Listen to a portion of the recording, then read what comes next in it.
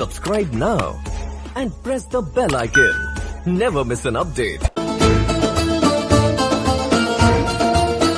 अस्सलाम वालेकुम दोस्तों, आप देख रहे हैं Indian Islamic history YouTube channel.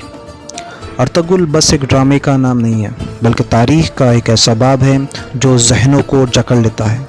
Ertugrul Ghazi इस्लाम का वो शानदार सिपाही था जिसने सलीबियों और मंगोलों की नींदें हराम कर डाली थी।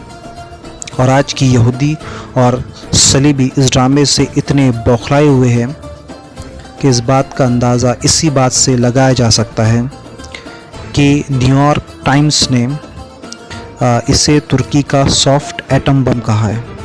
न्यूयॉर्क टाइम्स कहता है कि तैयब उर्दगान मुसलमानों को इस ड्रामे से वर्गला रहा है, मगर हकीकत यह है कि इस ड्रामे के ज़रिए से आज मुसलमानों को अपनी तारीख़ याद करने का मौका मिल रहा है। अर्तुगरुल गाज़ी को देखकर आज का मुसलमान अपने खोए हुए सुनहरी माजी को देख पा रहा है। लेकिन आखिर कौन था ये अर्तुगरुल गाज़ी और आखिर इसकी इतनी चर्चा क्यों रही है? दरअसल मामला शुरू होता है 13वीं सदी ईस्वी से, जब चंगेज़ खान की फ़ौज पूरी दुनिया में लूटमार कर रही थी। मुसलमानों और यूरोप के कई मुल्कों को फ़तह कर चुके थे। मंगोल ऐसे खुखार लोग थे जो जहाँ जाते वहाँ खून की नदियाँ बहा देते। बच्चों, बूढ़ों और औरतों किसी का लिहाज नहीं किया करते थे। हर जगह तबाही फैलाना उनका मकसद था। जब भी मंगोल खारकम के इलाके में पहुँचे तो वहाँ से एक कबीला उनकी वजह से उस जगह को छोड़कर चला गया, और इस कबीले का नाम था काई कबीला। काई कबीले के सरदार का नाम था सुलेमान शाह। सुलेमान शाह के 4 बेटे थे। तीसरे नंबर के बेटे का नाम अर्तुगरुल गाज़ी था, और ये ड्रामा इसी जाबाज सिपाही की कहानी पर बेस्ड है। इस कबीले के ज़िंदगी में एक मोड़ जब आता है जब सल्जुक सल्तनत की शहज़ादी उनके ख़ानदान के कुछ अफराद को ईसाई कैद करके लेके जा रहे होते हैं।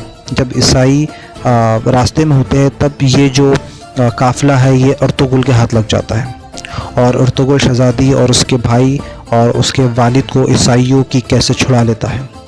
इस वाक़े के बाद ईसाइयों की तरफ से काई कबीले पर तरह तरह की परेशानियां आने लगती हैं, मगर अर्तुगरुल गाज़ी ने बड़ी दिलेरी से हर परेशानियों को दूर कर देता है। अर्तुगरुल गाज़ी का एक दिलेरी वाला काम था ईसाइयों के किले को फ़तह करना, जहां से मुसलमानों के ख़िलाफ़ साजिशें तैयार होती थीं। इन ईसाइयों को इस वक्त नाइट टेम्पल्स कहा जाता था।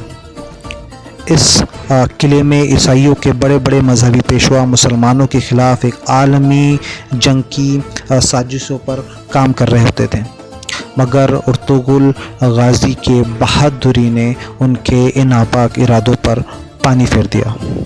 जब अर्तुगरुल इन किलों को फ़तह करता है तब तमाम गैर मुस्लिम और मुस्लिम दुनिया में उसकी बहादुरी का डंका बजने लगता है। यहाँ से अर्तुगरुल का नाम का ऐसा तूफ़ान उठता है कि दुश्मनान इस्लाम इस तूफ़ान में उड़ते चले जाते हैं।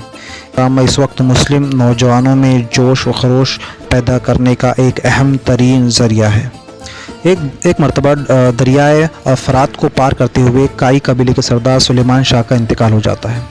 इसके बाद कबीले वाले अर्तुगरुल गाज़ी को अपना सरदार चुन लेते हैं, क्योंकि अर्तुगरुल जैसा निडर और बहादुर शख्स उस वक्त कबीले में उनके जैसा कोई शख्स नहीं रहता है।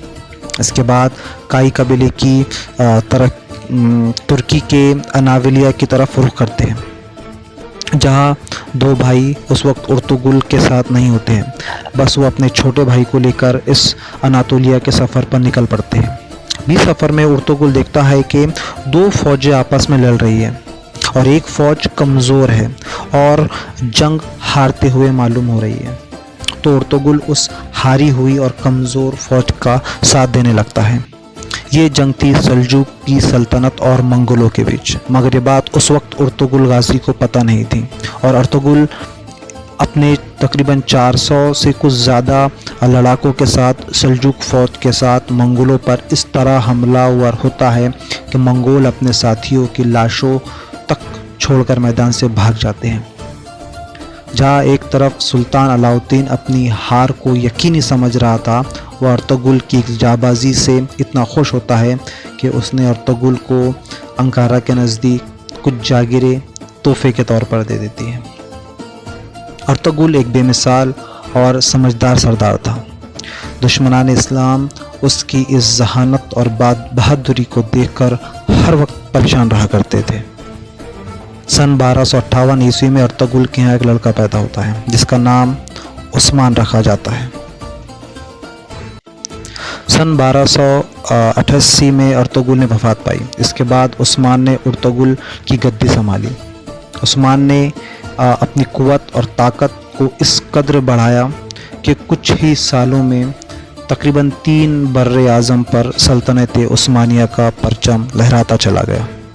اس وقت عثمانیہ سلطنت میں تقریباً 40 ملک آتے تھے اور یہ سلطنت 1923 تک قائم رہی۔ کئی سلطان آئے جنہوں نے اس سلطنت کو قائم رکھا، مگر 600 سال کے بعد یہ سلطنت برائیوں اور کمزوریوں کا شکار ہو گئی۔ 1923 میں اس سلطنت کو ایک دم سے ختم کر دیا گیا۔ ترکی کی اس وقت کے سلطان کو اس قدر سازش میں پھنسایا گیا کہ ان کو اپنا ملک چھوڑ کر چلے جانا پڑا۔ امریکہ، روس، برطانیہ نے ترکی کے سلطان کو گھیر کر ایک سمجھوتا کیا کہ اگر اپنی سلطنت کو ہم سے بچانا چاہتے ہو تو ہم سے سمجھوتا کرنا پڑے گا، اور ایک 100 سالہ سمجھوتا کیا گیا جسے ٹریٹی آف لوسین کہتے ہیں۔ اس کی بہت ساری شرائط تھیں۔ اس میں سے کچھ شرائط یہ تھی کہ سلطان استعفیٰ دے کر ساری ملکیت ان کے سپرد کر دے گا اور خلافت واپس کر دے گا اور کبھی بھی خلافت واپس قائم کرنے کی کوشش نہیں کرے گا، اس پہ پابندی ہوں گی۔ اور اس میں سے ایک شرط یہ تھی کہ ترکی کبھی بھی اپنے علاقے میں معدنی تیل یعنی کروڈ آئل کی تلاش نہیں کرے گا۔ اور ایک بہت ہی اہم بندرگاہ ہے ترکی کے پاس میں جو ایشیا کو ترکی سے جوڑتی ہے، جسے بوسفورس کہا جاتا ہے۔ اس بندرگاہ کو عالمی ملکیت قرار دے دیا گیا، مطلب ترکی یہاں سے آنے جانے والے جہازوں پر کوئی ٹیکس نہیں لے سکے گا۔ اس کے بعد امریکہ نے اپنے ایک وفادار مصطفیٰ کمال اتا ترک کو ترکی کا پریزیڈنٹ بنا دیا۔ یہ امریکہ کا وفادار تھا اور اس نے ترکی کو ایک ڈیموکریٹک نیشن ڈکلیئر کر دیا، اور اس کی وجہ سے وہاں پر مغربی کلچر اس طرح سے عام ہوا جس طریقے سے پب، شراب خانے اور ادر چیزیں جو ہمیں ویسٹرن کنٹریز میں نظر آتی ہیں۔ لیکن 2023 میں یہ ٹریٹی آف لوسین ختم ہونے والی ہے کیونکہ اس کے 100 سال مکمل ہو رہے ہیں، اور وہاں پر آج کے جو ترکی کے پریزیڈنٹ ہیں رجب اردگان، جو حقیقی معنوں میں امت مسلمہ کا درد سمجھتے ہیں اور امت مسلمہ کے حقوق کی فراہمی کے لیے مغربی ملکوں سے لڑنے کے لیے، ان کے خلاف آواز اٹھانے کے لیے ہمیشہ تیار رہتے ہیں۔ اب وہ کیا کرتے ہیں اس 100 سالہ ٹریٹی مکمل ہونے کے بعد، وہ ایک دیکھنے والی چیز ہوں گی۔ مگر اب یہ وقت اپنی تاریخ کو یاد کرنے کا ہے، اور اسی لیے اس ڈرامے کو بند کرانے تک پر مغربی ممالک اتر آئے ہیں۔ لیکن ہمیں اپنے ماضی کے سنہرے دور کو یاد کرنا ہوگا، اور بہت ساری الگ الگ چیزوں سے بھی اپنے ماضی کا مطالعہ کرتے رہنا ہوگا، تاکہ ہم اور آپ اپنے آپ کو ان بہادر سپاہ سالاروں کی صفت والا بنا سکیں اور حق کی راہ پر گامزن ہو سکیں۔